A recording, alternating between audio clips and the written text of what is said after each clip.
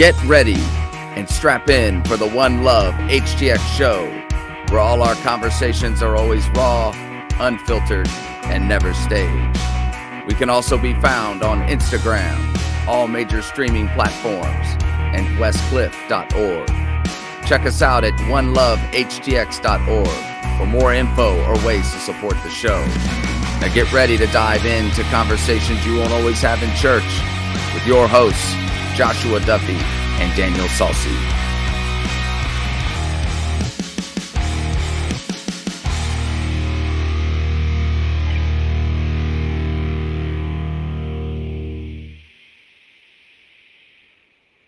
Welcome back, everyone. Welcome back. It's another One Love HTX, Westcliff.com, Westcliff Climb, Pilgrim. We're having fun. We have been out. It's actually been my fault. I get these ragweed things. It's ragweed's fault. Oh gosh, it's horrible. If I don't stay on top of it, it's deadly. So my apologies for the delay, but thank you to Duffy for jumping up and stepping up and doing his deal. So we're all over the place now. This is going to be a weird hybrid because typically we do a podcast, then we come back in with a deep dive where Duffy goes deeper. Yeah. So Duffy actually did kind of a deep dive, but a Duffy solo. Yeah. And we're coming back in now, kind of getting back on track. And I've got some deep dive questions from his, but there's also a whole other part to this that I think is interesting that we can just have fun with today. So all right. that's where we are. It's called Love the Witch and Yourself. So I'll get to that in a second. We have a lot of good things coming up. We are still working currently on 2025. I think that's going to be the next thing. Could be multiple. We for sure have one big program that we're working on right now, trying to hash it out. Hope to bring all the guys and then some back in for a big event and just have a blast there. And then another one, I just got to throw this in there. Make sure you check out Duffy's book. What's the name of it again? Say it. I'm going to butcher it. Bald guys with beards. I think it's called. The American Christian and the Religion of the New Roman Empire. Yeah. A breezy read. A breezy read. So if you like what you're hearing here and you love Duffy, even solo doing his thing and the way his brain thinks, you will love the book. So I'm slowly working through it. I'm a remedial reader. Takes me a long time to read a book. Well, I'm a remedial writer. Oh, it works out great. If it was only on audio, it would be so much faster. I'm recording the audio, Right and I'm on. finding out what a terrible reader I am. Oh, Because you can't mess up. Oh, you have to do it? It's the cheapest way to do Okay. it. And I'm like, I'm horrible at reading. And reading something I wrote. That would be difficult. Yeah. That would be So difficult. hey, we're all learning right now. Yeah. So I do have to say, it's quite kind of funny. I was listening to the podcast from last week when I couldn't be here the week before, and you had a lot of fun with yourself. I just have to say, and I love that because we do laugh a lot together. But I'm listening to that and going, wow, he's really having a lot of fun. This is good. I don't have to be there, so it's good to know that I can just be gone and you can have a blast and have the same laughter but the same seriousness and everything too. And then lastly, before we go any further, talking about all this craziness, I'm driving here and I'm like, okay, it's early. I had a really early start. I had to go meet some clients and take care of some things. And I'm like, I'll just eat when I get over to the Beach Nut area at, the Holy Chicken place. And what's up? Like Chick-fil-A just got torn down? That's a sin. It's a revolution in this area. No, you want to know what? At a time when restaurants are closing all over the country, you want to know what the Lord's Chicken's doing? What? They're like, should we revamp the location we have? Nah. Let's tear it down to nothing and rebuild a better one. You're kidding me. That's Chick-fil-A tearing down a Chick-fil-A to rebuild a Chick-fil-A. Boom. Good for them. That's how hard Chick-fil-A is rolling. Good for them. Yeah, that's a Chick-fil-A operation. Yeah, I hate to say it, but I had to settle for the M word. Wow. Yeah, I went for it. I was starved, but I hope it's a 2-story or 3-story. Are you talking about ba-ba-ba-ba-ba? Yes. We're not saying it. We're not saying it for licensing reasons and lawsuits, but I'm loving it. I don't know about you. I wasn't. Unless we get a deal out of it, then we can talk. All right. So let's dive in. So first off, I got to say, thanks for having fun with that while I was away, and thanks for holding down the fort. Yeah, man. There were some really cool things in there that I want to touch on, and that was the Shemagle, Positively Incorporated, Shamil, Halal. Is that was it? Halil? Hillel and Shammai.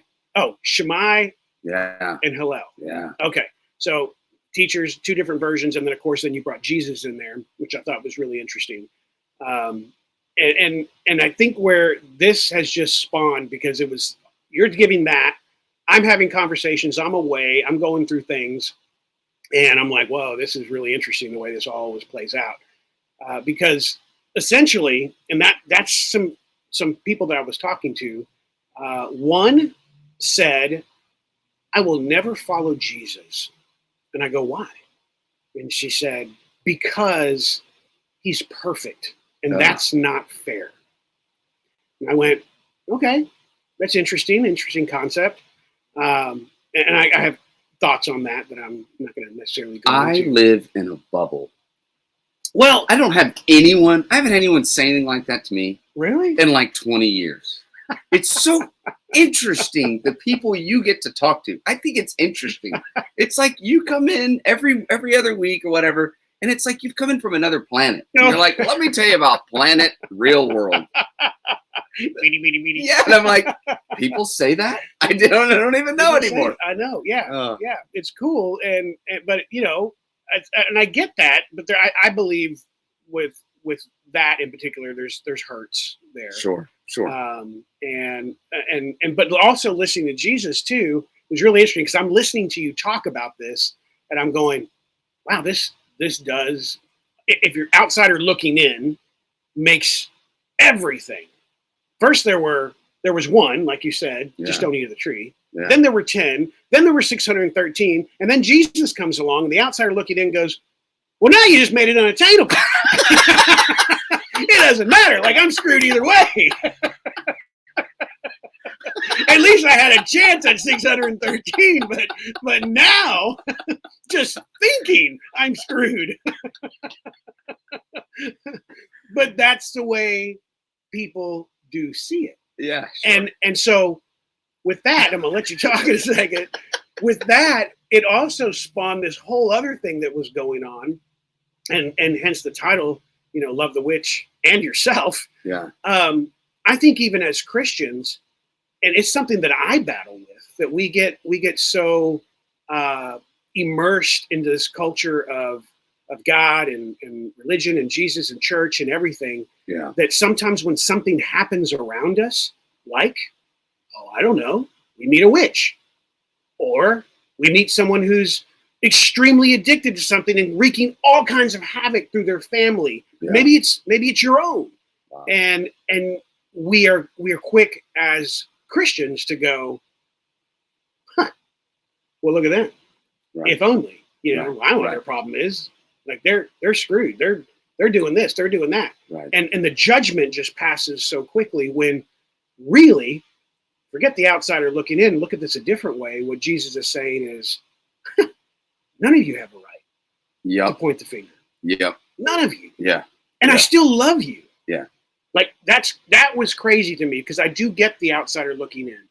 And the thing that also that totally irks me and bugs me is the conversations within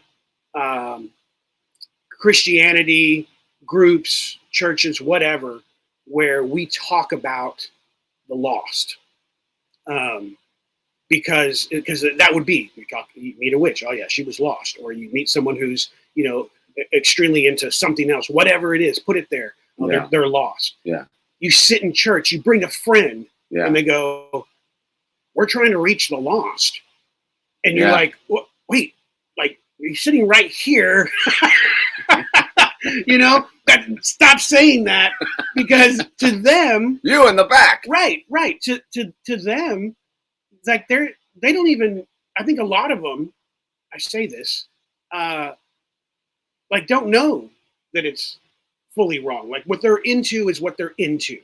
Yeah. Until their eyes are opened, sometimes they're just like, oh wow, I didn't, that was just like the first century church. Yeah, that's exactly and right. I've met people like that Yeah. that have been so far in depth, and then when God wakes them up, they go, well, that was me. Yeah. Like, I mean, truly. Oh, that was a thing? I didn't know it was a thing.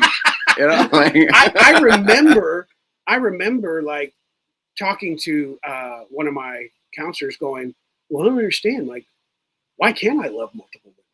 Like, what's wrong with that? It's just love. Strong, Daniel. Yeah.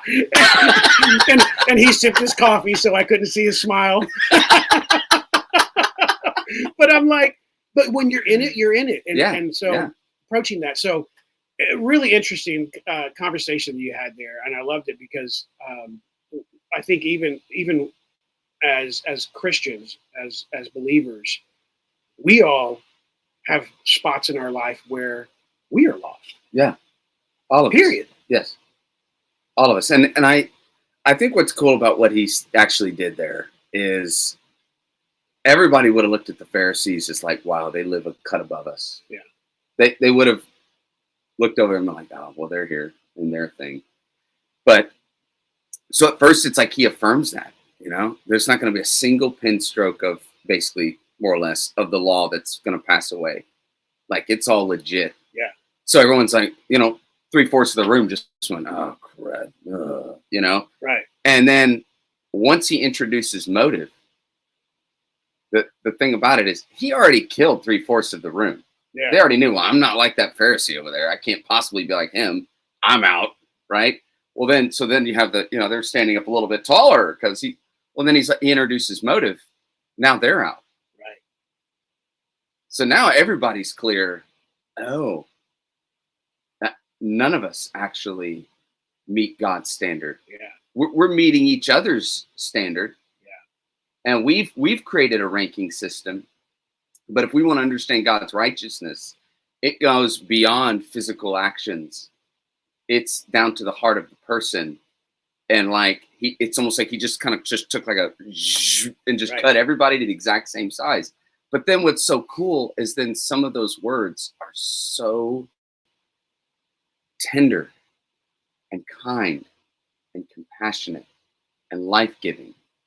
And I think that's the beauty of what he's ultimately about in his ministry is you want resolve and you want peace and you really want to be right. You can either get on that treadmill of trying to fix you all the time and trying to be worthy all the time and everything else all the time. You're going to be an exhausted, miserable person. Or you can find what it means to be a part of God's family through me and me alone, to find resolve in me and me alone. Right. Identity.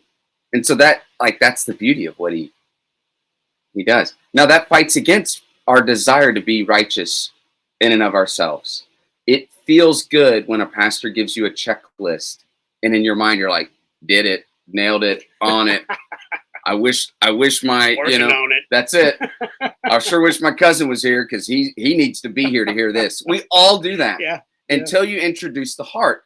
And once you introduce the heart and our thoughts and our motives, we get uncomfortable with that only if we're really trying to be righteous in and of ourselves. Yeah. When we acknowledge that we have this free gift given to us by Jesus. And we all get to sit under that. Yeah.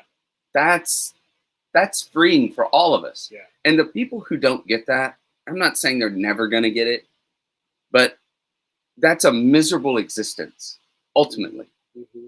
Whether you're doing pretty well outwardly or you're not, it's not a joy-filled, peace-filled life. Right. It's legalistic. It is Pharisaic. And it's not, you're not doing anything out of joyful obedience, out of love and relationship. You're doing things to look better. And any version of that you and I have even experienced in our own lives, it's miserable. Right. Yeah. Jeez. So that's so good. So all that being said, talking to somebody who, like the one that says, I don't like Jesus because he's perfect, it's not fair.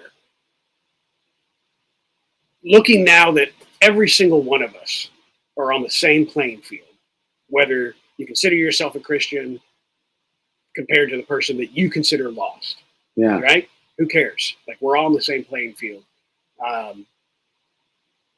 Jesus comes in and help me with this too, because I know the answer ish, or probably have read it, just didn't recognize it, because that's what Jesus is doing. He's coming in and going, listen, we're all like, you all are, not we, not him. Yeah. You all are. What did Jesus do? What were his character traits that we can learn from as Christians, as followers, as believers, and we can share with everybody and wake ourselves up in places? What was Jesus doing during that time that really made him different to the quote unquote lost?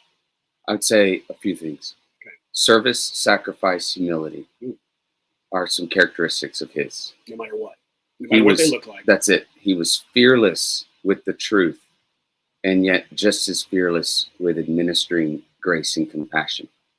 He could look at the powers that be and call them out fearlessly. He could look at a person living in sin and tell them they are, and at the exact same time, somehow give them not just a lifeline, but a new identity. All in the same conversation. Right. I mean, that's the woman at the well. It's the most bizarre, cool. He's hitting her in the forehead with the truth while stepping over every social taboo known to do it. And by the end, she loves him for it. Yeah. Like, it's the most bizarre. That one is. Like, it. So I just think he that. Crushed her skull. Yeah. Yeah. I mean, it was unreal. And I think at the end of the day, there's no one ever that's walked amongst people that, like all these other religions, like Buddhism and Hinduism, one of the reasons they respect Jesus, they admire Jesus, because he didn't, like every great teacher, he doesn't just tell you what to do. He did it. Yeah. So he doesn't just say like, hey, don't worry about tomorrow. He lived that way. Yeah. I'll care for the least of these. He did that. So there isn't anything, what makes him so compelling is not even other religions. I mean, if you just kind of abandon everything that we hold on to for a second, and you were to just get a profile of Jesus from all other religions, the reason he's respected is he actually did what he said. Mm-hmm. Mm-hmm. And I think that's what just sets him apart. I mean, we all recognize as human beings, sacrificing, the ultimate sacrifice is to die. Mm-hmm. And to die for people who may not even love you, to die for your enemy that's wild. Right. Like, forgiving people you love is one thing. That's really out. Think about the times we live in right now. And those are the most inconvenient words ever uttered. Love my enemy? Pray for my enemy? You're not going to find anyone ever who not only said that, then turns around and is administering still kind of words of tenderness, hanging on a cross with nails in his body. I mean, it's just right. So crazy. I just think that's kind of the thing with him. It's not like anybody else. And I have other thoughts on how I think he interacted with his family that was unusual. I think, I've always wondered whenever he's born, the gold, frankincense, and myrrh is always an intriguing thing that happened there. Because I always wonder, like, how much did he get, frankly? We don't focus on that because that's not the point of Christmas. But, like, how much did he get? Yeah. And what did they do with that? And, by the way, maybe his siblings kind of hated him because maybe he dumped it. So maybe he's looking at the rich young man going, yeah, sell everything and follow me. And the guy knows, because if you think about it, like, you couldn't even buy him. Right. He's not, you can't compromise. You can't compromise him. You can't give him power and authority. Satan tried. All the things that we would trip and fall over, he just, jujitsu's it, man. Jujitsu's it. I don't know. That's my best answer for you. No, I think that's good. And that's, thinking about that is a great definition of what was a big change in my life. As I started running into the whosoevers and this kind of culture and having fun with it. I do remember, because again, I grew up in the church. I ran from the church. I wanted nothing to do with, I remember saying, I actually just talked about it this morning. my response was, if this is what love is, if this is what God is, I want nothing to do with it. Yeah. That was my experience growing up. As I got older and I started seeing things and God started giving me insight, he was chasing me. It wasn't, man, these were, and I'll tell them on a different time, but these were moments in my life where it was no other way, no other person but God, that just could not have been orchestrated any other way. There's no explanation for them, where the wisdom came in. And I went, oh, okay, Yeah. I'm willing to listen to that. Yeah. Yeah. And getting to that point, just thinking about it with people too, is like, he has the power to do that, right? And so I'm living this life in Christianity going, I don't want any of that old stuff. I am coming back to you. But then I started going to all these churches and going, I'm going to show you I'm not like you. And I'm going to be the different one here. Yeah. And I was just really kind of wreaking havoc too, in a way. You know, it's just like, I'm putting things down. I'm talking about, blah, blah, blah, blah, blah. I love it. I can see it. Yeah, I'm being just as bad. And then I ran across these guys and got to see something so different I've never experienced in action, and through it, so many more have come. Not just celebrities. I mean, you got Brian, you got Sonny, you got Lacey, Ryan Reese, Austin Carlisle, all these guys. I'm like, there's such a difference in the way they live. Yeah. This is what I've been looking for. But through that too, I meet you. Yeah. I meet Rev from Union Church. I meet Adam over at Parkway. I mean, all these people. I'm like, this is existent out there. It is a rare thing, but it doesn't have to be. It shouldn't be. But that's where I'm like, okay, reset. It's okay to reset. It's okay to say we've been doing it wrong. It's okay to say. Well, can I add this? Yeah. I don't think it's ever going to be popular. No. What you just described, and I think this probably appeals to your nature, frankly, is I think it's always going to have kind of a fringe counterculture thing, because what you're describing is authentic, and I think it's always going to be a little bit out of step. But I think that's what also drew someone like yourself in, is that you could tell it was authentic.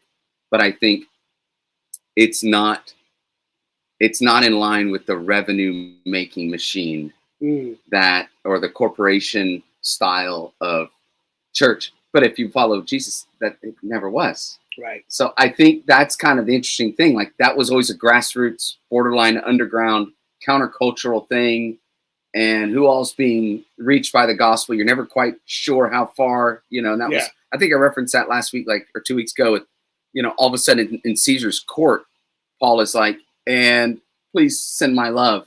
That means the people working for Caesar already in Rome had already converted. Right. But you know what I mean? That's so underground. Like, how cool is that? No one even knows it, but like Paul and a handful of people probably, and Caesar has no clue. He'd probably kill him in a heartbeat if he had any idea these people no longer saw him as God. Right. And instead saw Jesus. So I think it's always been the most authentic version.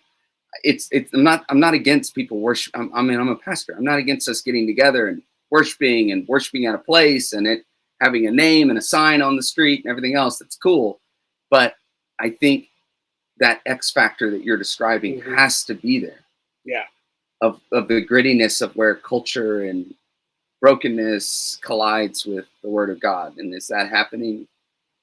And I think what you're describing is that's what you ran into. Yeah, and it's funny because I mark my words, or not mark my words, just maybe remember this, because I think it's happening. I had a conversation with Brian and I was like, hey man, do you see like lots of people coming to salvation and to Jesus more than ever before? Or is it just that we're getting old? Because I do remember those conversations with my mom, and she's saying stuff like, oh, the end's near and blah, blah, here's a sign. And I was like, oh, okay, Mom, whatever. You're just getting old. I don't know if it's that, but I mean, I do. I see things I've never seen before. It's, again, you're getting these people like Kat Von D and all this stuff. And I just saw Kid Rock posted a quote that was like Jesus is my friend, blah, blah, blah, blah. And he has shown me what true forgiveness is. Yeah, man. Kid Rock. I'm like, what? Like, this is cool. And Brian was like, no, you're just saying that. I don't think it's any different. But I'm like, wait a second, you're like Brian had Welch with Corn. You're like the rock star. You're in this, and you get conversations. Like, you think I have conversations? He probably has crazier conversations than I have. I think that's become a norm to him. Not saying he's wrong, but I feel like it is, because I'm meeting more and more people like this that are kind of this countercultural. And I'll give you an example. It just happened the other day. I got in the car with a friend. We were going to go pick something up, and he goes, "Oh, sorry, I brought my daughter with me." I'm like, "Oh, that's cool." And I kind of look back, and she's like punk rock, like cool, like hair's all colored, crazy, and she's just got a cool look to her and everything. And I thought she was like 16, and we're just talking away, and she said something, and I kind of looked back. I was like, not expecting it. Again, I prejudged, and I'm like, "You go to church?" And she goes, "Well, I've been looking for a church. I wish I could find one so bad." And I'm like, "Really? Like, that's cool." Wow. And then her response was, I go, "That's really awesome." I go, "What happened?" She goes, "Man, Jesus was so punk rock." And I was like, "Yes, he was, Ryan Reese." Because Ryan Reese always says that. "You want punk rock? Jesus was punk rock." She goes, "He was so countercultural. He's flipping tables. He's going crazy. He's like against the grain." And she goes, "He was so cool." And she just wanted to find a church to hang out in, to understand more about this Jesus. And I'm like, wow. And I'm experiencing that more and more and more. But that is, as you were explaining, the three teachers, like, seriously. Yeah. Like, he flipped it on its head. Completely. 110. Yeah. And depending on what camp you wanted to be in, he kind of combined both camps, but yet kicked them both in the head at the same time. It's when you read it in its totality, it's like, what is he doing? And if you try to envision the audience he had, I think like, I would agree with you, by the way. I think some interesting things are happening in our country, throughout the world right now with Christianity. And I think I watched something not long ago that said, it was kind of analyzing how much America changed right after we dropped the atomic bomb. Because it was the first time that it was injected really into our culture, like a sense of, we can kind of play God. Like, we have the ability to, we don't need to pray about help us in battle, but we just have to go drop this thing a couple times, and we took care of it. We got it. Yeah. And it was just talking about, like, the shift that slowly started to happen. And I think we've been on probably an 80-year plus, depending if you want to argue it's longer, you probably fair. I think we've been on a trajectory a lot longer than people want to admit. I think people like to go, I think they like to start their timeline 3 years ago, 4 years ago, 10 years ago. I think it goes way further back than that, to where we've become more of a man-centric, human-centric culture and society. And I think all of those seeds are finally hitting a point now where the fruit of such is like, oh, this doesn't feel like love, actually. This doesn't feel like compassion. This doesn't feel healthy. It's reaching almost a point of insanity. Right. And I think the backlash to that, ironically, is people are now starting to go slowly, like, wow, if left to ourselves, we are kind of evil and mean and cruel, and there's got to be something else. Right. Like, I think we're living in that time. Yeah. That's extremely intense, and there is some real threats and dangers. There's a lot of crazy things happening, but I think the beauty of it is, I think it's also pushing people to go, okay, wait a minute. Does anything predate this? Yeah. Is there anything that was immovable, even claimed to be immovable? Because my whole world is up for compromise. Yeah. Nothing about my world. If you live now and you're 20 years old, literally nothing about you is set. Yeah. Assume. Think about that on every level. So I think that's where it's flipping, is people are like, I need something that's not movable, like not going to move. Right. And we're over here now going, oh, it's a rock. Right. It makes sense. And there's truth that's coming out from the things that we followed for so long. I mean, this girl too said, everyone thinks they are being so unique and so different, when really everyone's just being a follower. She goes, you want to be different? Follow Jesus. Yeah. Because that's different. Yeah. She goes, and everything that he said has always been different. Always been it's different. Never changed. It's been the longest different. And I'm like, this girl's brilliant. Yeah. Like, it's she's really on cool. point, man. Yeah. She's and on point. So like today too, having a conversation with a friend that was like, talking about her upbringing from Buddhist to, she visited Catholicism, Baptist, blah, blah, blah. She goes, all of it. She goes, there's problems everywhere. And I'm like, yeah, you're right. Yeah. And it kind of talked about the whole relationship thing. It's like, okay, put in, but it is about relationship and trying to connect to God and Jesus. Yeah. And removing the man-made laws, the man-made rules that are in there that unfortunately we do. Yeah. Like we just do. And that's not going to change. So how do you separate it, Well, and I would say like your friend, like did you say she was a witch? No. Oh. No. Wow, I tried to take that story I was to the next level. I do have friends that are witches. Well, the person, but that was my point. It's like I still love them. I have to love them. Yeah. Like if I think of them any differently, I'm just as like I'd have just as many lost places if I want to call that lost. Like the only thing I need to worry about is whether anyone wants to admit it or not, is we are all children of God. We all are made by the same maker, and he's after us. It's really just up to us if we're going to turn and see him and experience his love. Well, so I have no judgment. I can't. Well, this is what I was going to say. Like the person that's out there going, well, I don't know about Jesus. He's so perfect. Like what's cool is that he trades his perfection on the cross that now God sees us as perfect. Right. So it's a beautiful exchange. Yeah. That we're granted shamelessly. And that is when you grasp that. So I get to look perfect because he actually was. Yeah. And that's why that's kind of an important, super cool part of who he is he didn't just stay perfect and he's like the perfect kid and I can't ever compare to him. That wasn't enough for him. He needed me to be perfect and righteous before a perfect and righteous God. And all those words spoken in Matthew 5, 6, and 7 of how high the standard is of righteousness, you can either do all of that on your own and you'll fail no matter who you are, or what he's driving you to is him. And in relationship to him, you meet now that standard. You meet that standard because he traded his perfect life for your imperfect life. The judge looks at you and goes, man, that's perfect. Boom. Boom. That is a perfect wrap up right there. Say that again. Like that I think is whoever's listening or has a friend they're having a hard time explaining. Say it again. You can either do it on your own. Yeah, you can either try to fulfill what he said in Matthew 5, 6, and 7 on your own. Which is like people living that go, I have a good life. Yeah. I'm a good person. And it's impossible because he's going to go after your motive. And he does that. And you're going to fail. And you're not to his level of righteousness. Right. So if you look at it that way, then you look at him and go, oh, he's the perfect one. I can't ever be like him. This is pointless. That's not his point.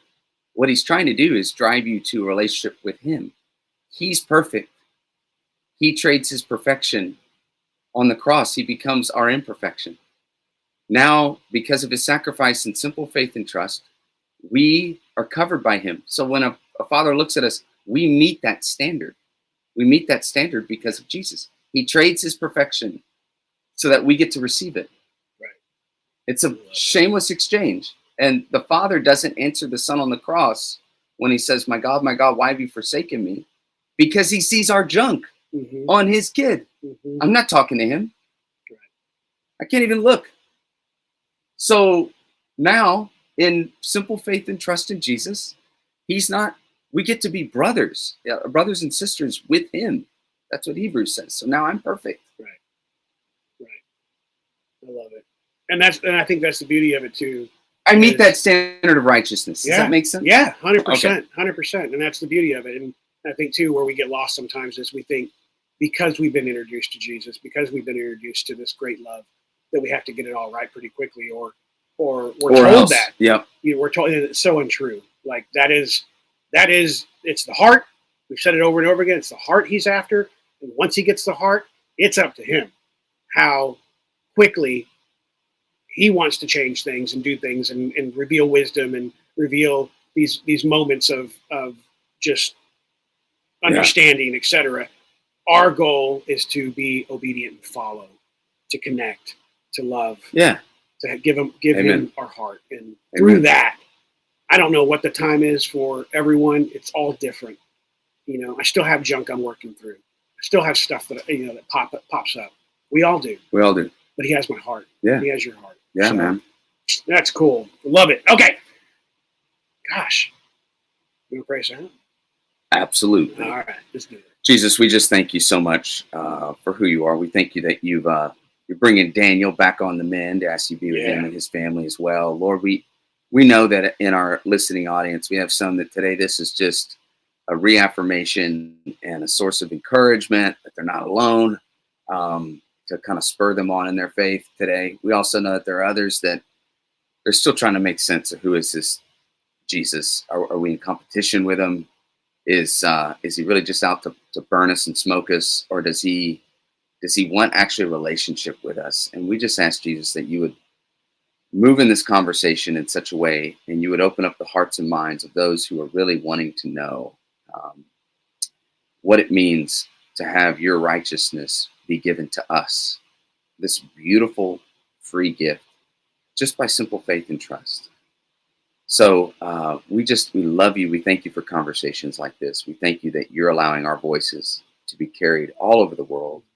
And we just thank you for your faithful heart, that ultimately each and every set of ears that hears us would ultimately recognize that this is about a relationship with you.